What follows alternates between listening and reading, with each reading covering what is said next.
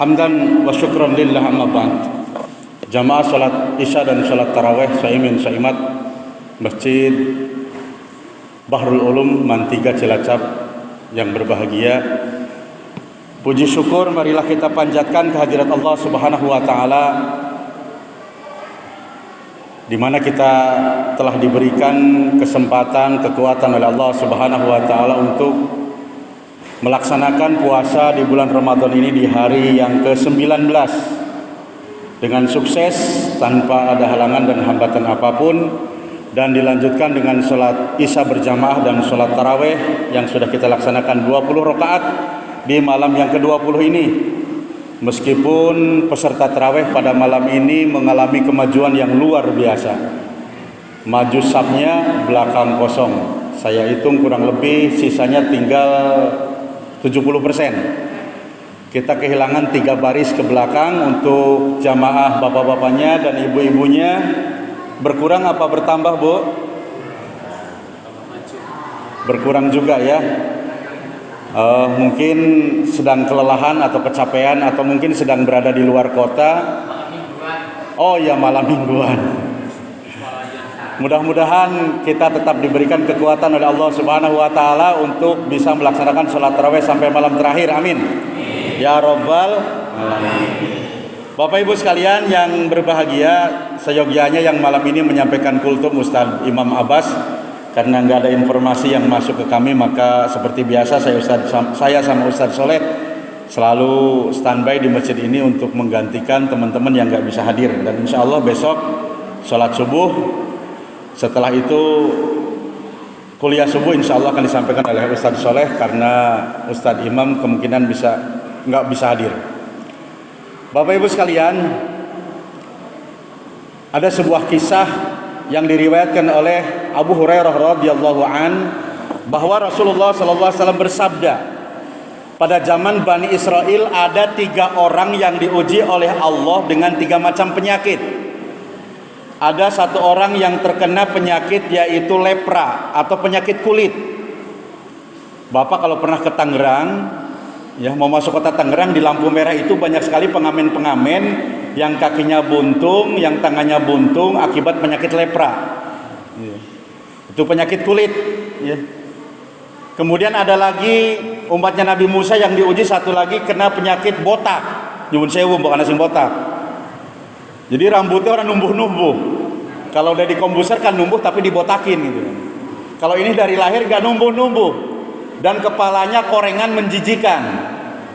Orang yang ketiga diuji dengan penyakit buta. Ora bisa ndeleng. Dari lahir buta, tidak bisa melihat,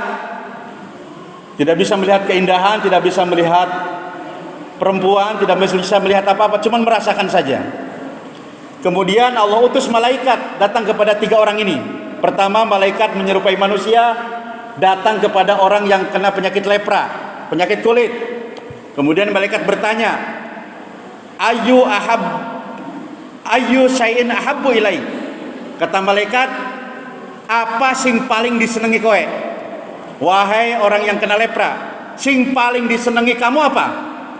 Kata orang lepra, saya paling senang ketika penyakit kulit saya hilang, kulit saya menjadi bagus seperti orang-orang yang lain, dan rupa saya menjadi ganteng. Benar, merem. Begitu merem, diusap sama malaikat, melek. Begitu melek, kaget orang lepra ini. Kulitnya yang tadinya menjijikan, yang tadinya lepra, berubah menjadi mulus. Seneng banget, jingkrak-jingkrak. Kemudian malaikat nanya lagi, Ayu malin ahabbu ilaik. Sekarang harta apa yang kamu sukai?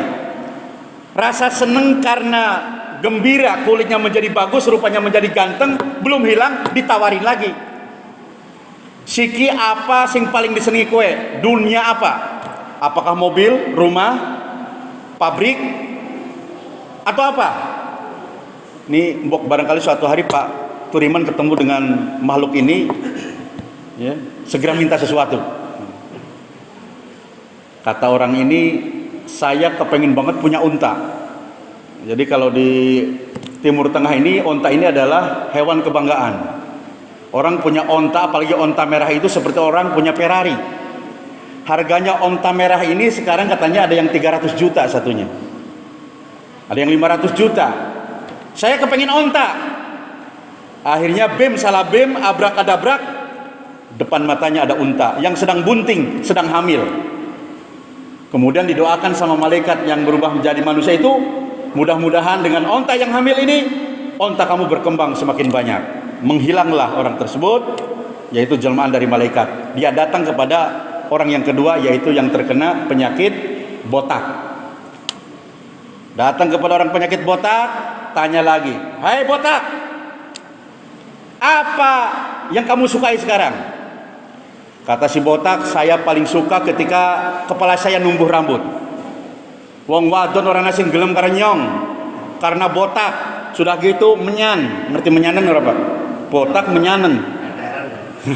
Terus menjijikan banget. Bener, mereka pengen berambut, pengen ganteng, siap merem. Bim salah bim, abrak-adabrak, tiba-tiba dia melek, kepalanya sudah tumbuh rambut yang sangat bagus. Seneng banget, cingkrak. Kesenangan belum hilang, ditanya lagi sama malaikat, ayul mali ahabbu ilaik. Sekarang harta apa yang kamu sukai? Kata dia, saya pengen sapi. Wah, oke. Didatangkan sapi yang sedang hamil. Semoga dengan sapi ini sapinya semakin banyak dan bertambah. Menghilang lagi orang ini, datang terakhir kepada orang yang buta. Datang kepada orang yang buta, ditanya lagi, apa yang kamu sukai wahai buta? Si buta, jelas yang paling aku sukai adalah ketika mataku bisa melihat. Aku dari lahir tidak bisa melihat, tidak bisa merasakan keindahan dunia ini. Kemudian si buta nggak suruh merem karena udah merem.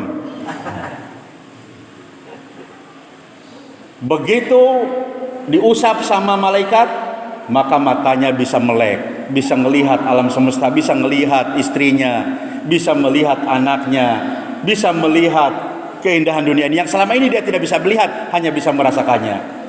Kemudian ditanya lagi sama malaikat, sekarang kamu minta harta apa? Temanmu dua sudah aku sembuhkan, sudah Allah sembuhkan. Mereka sudah dikasih onta, sudah dikasih sapi. Sekarang kamu minta apa? Ya wis, aku sing paling cilik bae wedhus. Oke, dikasihlah kambing yang sedang hamil. Semoga dengan kambing ini, kambing kamu semakin banyak. Gampang cerita, pendek cerita, maka orang yang punya unta, untanya saking banyaknya sampai memenuhi 2 bukit. Untanya ribuan, saking banyaknya. Yang punya sapi, sapinya ribuan. Si botak yang punya sapi, sapinya ribuan berkembang biak. Si lepra, ontanya semakin banyak. Si buta pun yang sudah sembuh, kambingnya sangat banyak. Saking banyaknya, lekukan di antara 2 bukit itu penuh dengan kambing-kambing mereka, unta-unta mereka, dan sapi-sapi mereka. Akhirnya malaikat diutus lagi oleh Allah untuk mendatangi mereka, ngetes dulu waktu miskin, dulu waktu buta, dulu waktu lepra, dulu waktu penyakitan. Mereka sangat bersyukur kepada Allah, ibadahnya luar biasa, tahajudnya, qiyamul lailnya luar biasa. Bagaimana sekarang diuji setelah mereka sukses, datang malaikat kepada si penyakit kusta yang sudah sembuh. Malaikat ini berwujud seperti orang yang penyakit kusta. Datang kepada orang yang penyakit kusta, yang sudah kaya raya, yang sudah ganteng, yang kulitnya sudah bening, mukanya ganteng. Malaikat datang seperti orang yang dulu terkena penyakit kusta. Diusir Bapak sekalian. Mambu, nganah. Arep apa kok ini? Kata malaikat, tolong aku sedang dalam perjalanan musafir, butuh picis, butuh duit, butuh fulus. Laisal fulus alamatul mampus. Gak punya duit, mampus gitu. Butuh duit, tolong kasih ontak 1 saja buat saya, nanti saya jual, nanti ongkosnya buat perjalanan saya. Gak bisa, enak aja loh, datang main minta aja. Kata malaikat, dulu kamu perasaan kamu pernah lepra seperti saya, kamu pernah miskin seperti saya. Sekarang kok kamu sudah kaya, sombong banget, diminta onta 1 aja nggak dikasih, padahal onta kamu ribuan. Enak aja, ini onta dapat saya usaha, keringet saya peras, Saya pelihara mereka, saya kasih makan mereka. Ini perjuangan saya. Kamu datang minta enak aja. Enggak bisa. Mana? Balik. Apa kata malaikat? Ingat, kamu dulu pernah penyakitan seperti saya, kamu pernah miskin, sekarang kamu sombong, maka jangan salahkan saya ketika suatu hari nanti onta-onta kamu lenyap dari dunia ini. Dia datang lagi kepada si buta yang sudah kaya, si botak yang sudah kaya raya, yang sudah tidak botak lagi, rambutnya sudah bagus, sudah ganteng, istrinya cakep, anak-anaknya cakep, peternakan sapinya luas sekali, banyak sekali. Ada sapi Australia, ada limosin, ada berbagai macam sapi. Didatangin lagi, si malaikat ini merubah dirinya seperti orang yang terkena penyakit botak. Diusir sama si botak yang sudah jadi orang hebat, orang kaya. Apa kowe gene-gene? Mambu atus disit ngana. Kamu jangan menghina saya lah. Bukan menghina, emang bau kamu kok.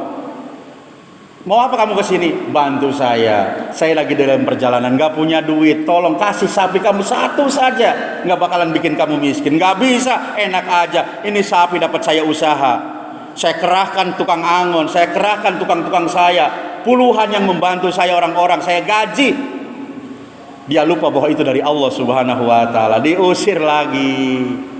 Itu malaikat. Kata malaikat, jangan salahkan saya, suatu hari sapi kamu akan lenyap. Tak peduli, orang kalau lagi kaya kan lupa diri, Pak. Terakhir datang kepada si buta yang sudah melek. Tetapi si buta sambutannya luar biasa. Ketika malaikat yang berwujud orang buta ini minta bantuan, kata si buta apa bilangnya? Dulu saya buta, dulu saya miskin. Allah kasih kesembuhan, mata saya bisa melihat indahnya alam semesta ini. Allah kasih kambing saya begitu banyak. Sekarang kau pilih kambing saya yang bagus. Bila perlu ambil semua, yang gak perlu kau tinggalkan. Apa kata malaikat? Kamu lulus ujian dari Allah. Syukur kamu tidak hilang meskipun kamu sudah kaya raya. Dua temanmu, si botak sama si lepra, Allah berikan ujian kepada mereka, tidak lulus.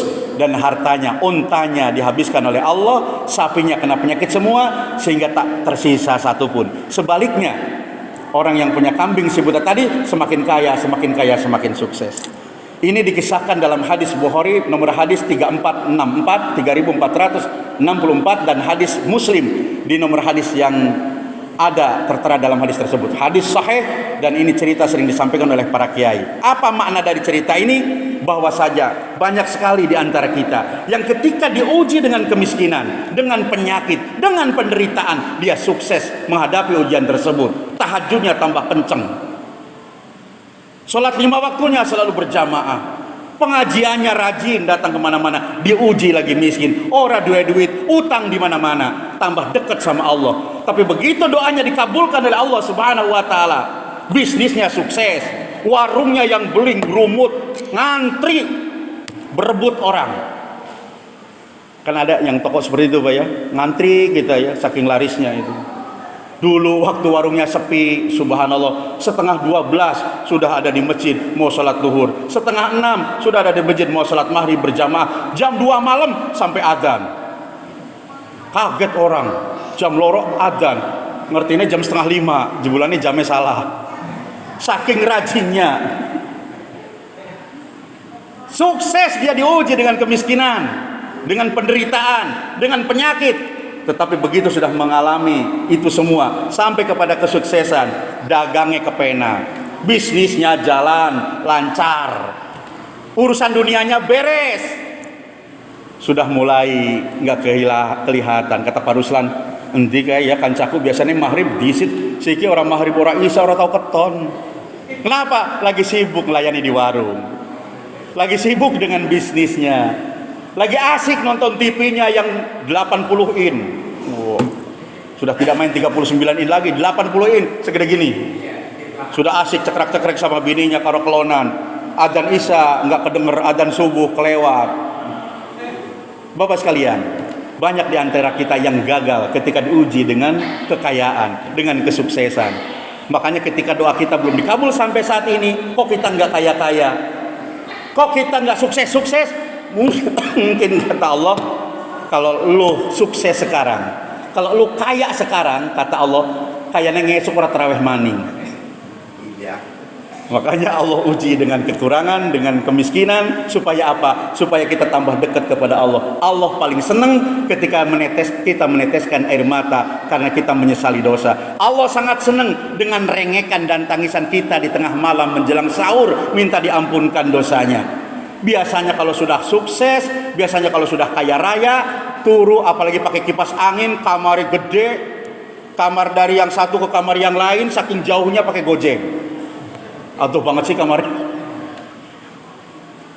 Maka hadirin, nikmatilah apa yang sedang terjadi pada diri kita. Syukurin apa yang kita miliki, karena inilah rezeki dari Allah Subhanahu wa ta'ala. Orang banyak berubah ketika dia sudah sukses. Orang banyak berubah ketika dia sudah kaya raya. Orang banyak berubah ketika dia sudah meraih apa yang dia cita-citakan. Jangan sampai kita terpengaruh oleh kekayaan. Jangan sampai kita terpengaruh oleh kesuksesan. Biarlah kita menjadi orang sukses yang kaya raya seperti Nabi Sulaiman alaihissalam. Tambah kaya, tambah sukses, menaklukkan kerajaan jin dan setan. Beliau semakin dekat kepada Allah Subhanahu wa ta'ala. Amin ya rabbal alamin. Assalamualaikum warahmatullahi wabarakatuh.